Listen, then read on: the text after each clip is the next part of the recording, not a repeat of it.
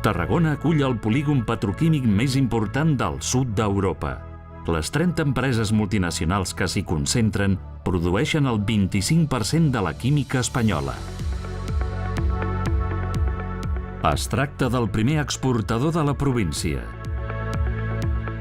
Aquestes empreses donen feina a més de 10.000 persones a diari i indueixen 35.000 llocs de treball. Així doncs, es tracta d'una indústria que genera el 30% del PIB del territori i un de cada 3 llocs de treball dels municipis on està instal·lada. El sector químic, per definició, és una indústria intensiva en capital i en energia, per la qual cosa l'electricitat és una part molt important dins de la seva estructura de costos. L'alt cost de la factura elèctrica espanyola resta competitivitat a un sector que competeix en un mercat global.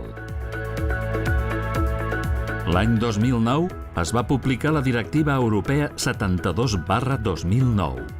Aquesta directiva regula els mercats interiors de l'electricitat i contempla la figura de les xarxes tancades de distribució elèctrica per als polígons químics. Aquesta figura permet a les diferents empreses d'un mateix polígon químic disposar d'una sola connexió a la xarxa elèctrica. Es tracta que les diferents companyies que integren l'esmentat polígon consumeixin l'energia elèctrica de forma conjunta, com passa avui amb l'aigua o el vapor. Aquest marc legislatiu reduiria costos, aportaria eficiència energètica i facilitaria l'atracció de noves inversions. L'estat espanyol, però, va transposar aquesta directiva sense transposar l'article 28, el que feia referència precisament a les xarxes tancades. Aquest fet va agreujar encara més la situació de les empreses químiques instal·lades a Tarragona, que veien com les seves competidores europees agafaven encara més avantatge.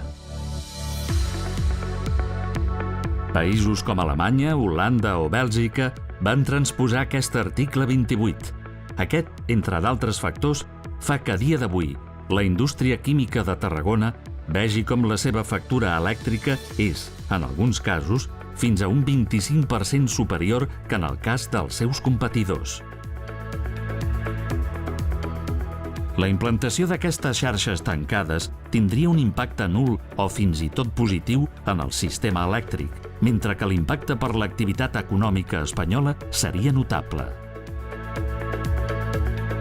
La previsió de creixement del sector químic pot suposar a Tarragona unes inversions per valor de més de 2.000 milions d'euros a curt termini. Aquestes inversions es traduirien en 1.600 nous llocs de treball i un augment de 21 milions d'euros anuals més en la recaptació d'impostos. Aquestes inversions estan condicionades a factors estratègics de competitivitat, com ara el preu de l'energia. La química és el sector que portarà solucions als reptes de la societat. Aquest fet la converteix en una de les indústries que més creixerà al món fins a 2030. Tarragona té els potencials per formar part d'aquest futur. No podem permetre que el preu de l'energia freni inversions i oportunitats. Volem competir amb Europa en igualtat de condicions.